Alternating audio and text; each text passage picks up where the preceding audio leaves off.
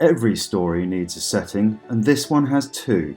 The first, a palace of exile built on a pension of surrender in the soft green heart of an empire that consumed its own.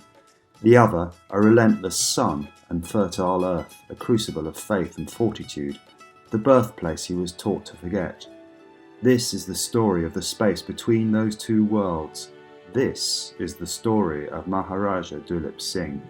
But to understand the profound misfortune of his life, you must first understand the scale of his victory, one that he was not able to see. His tragedy was a foundational one. At the age of 5, he was king, at 10, a political prisoner, and at 15, a project. He was the last Maharaja of the Sikh Empire, a realm of fierce warriors and rich culture. And with his signature, under the shadow of British cannons, that empire vanished. His ultimate symbol of sovereignty, the Kohinoor diamond, was shipped to a distant queen. His faith was exchanged for a foreign one.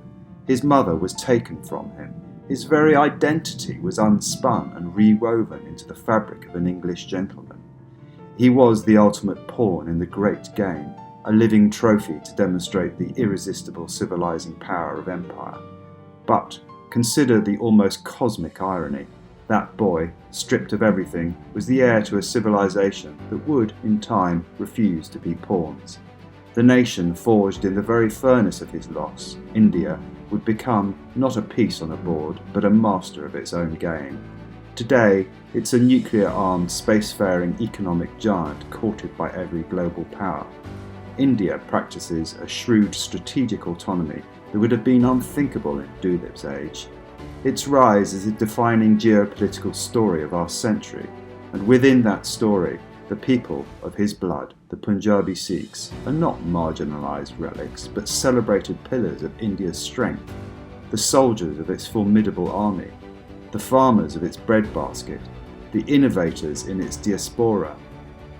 This is the redemptive backdrop against which Duleep's personal sorrow plays out. To witness his fall is to appreciate just how high the circle has swung. And, in the middle of his life, came this strange, beautiful interlude, Elverdon Hall. If his story were a symphony, Elverdon would be its deceptive major key movement. Here, on the income granted as the price for his kingdom, Duleep Singh built his own world.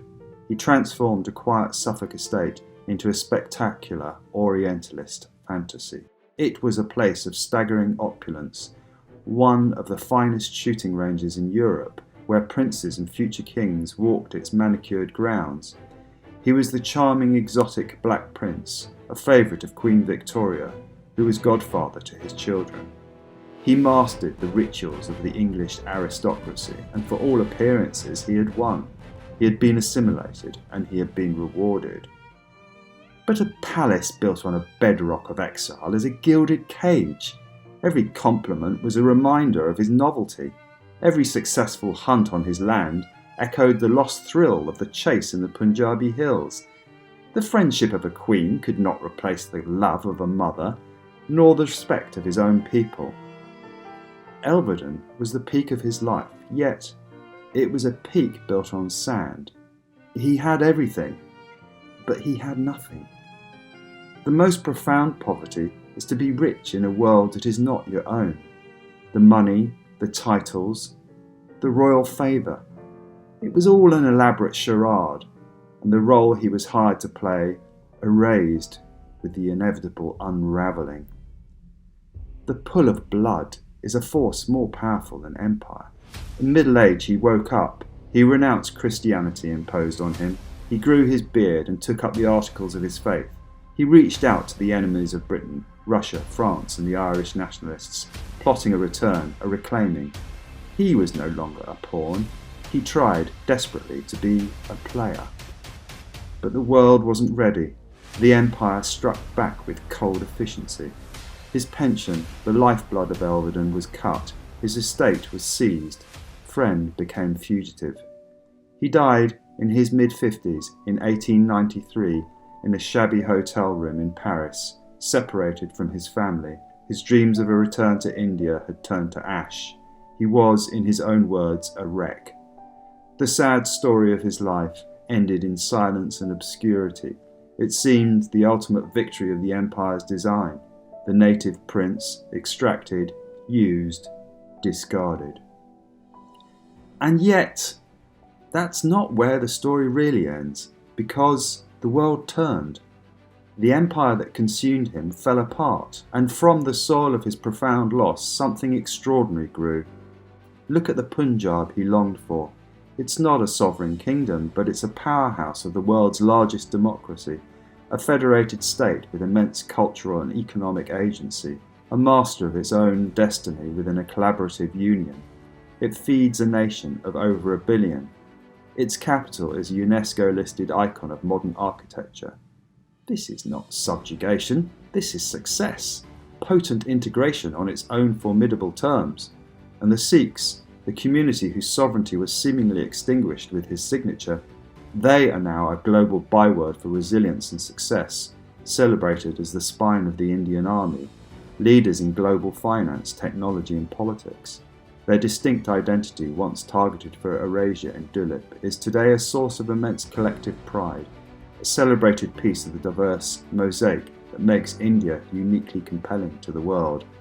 The diaspora that grew from the seeds of his exile now holds influential seats in parliaments from London to Ottawa. This is Duleep Singh's unseen, long-delayed redress. The square has finally been circled. He was a pawn in a game where his homeland was the prize. Today, India is a primary player and the Punjab is a prized, influential heartland within it.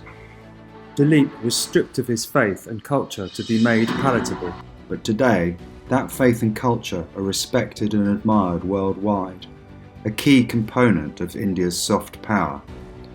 He died a stateless man in exile, his legacy ostensibly one of defeat. But his true legacy is the indomitable spirit that survived him, a spirit that now thrives in a world that can no longer afford to see it as anything less than impressive. His personal heartbreak remains. It's a stark human story of displacement, but it is framed not by perpetual loss, but by an epic redemption he could never have imagined. The power he sought in vain does not reside in a single throne. It resonates in the confidence of a nation, the pride of its people, and the enduring belief that identity once suppressed can soar again. Not to seek old separations, but to claim its essential respected place in the world. The storm he endured is over, and in its wake an alchemy begun. From the ashes of a king's sorrow, a phoenix has sprung, and its spirit is the lion, the timeless emblem of Sikhism, no longer confined but roaming proud, defining its own domain in the modern world.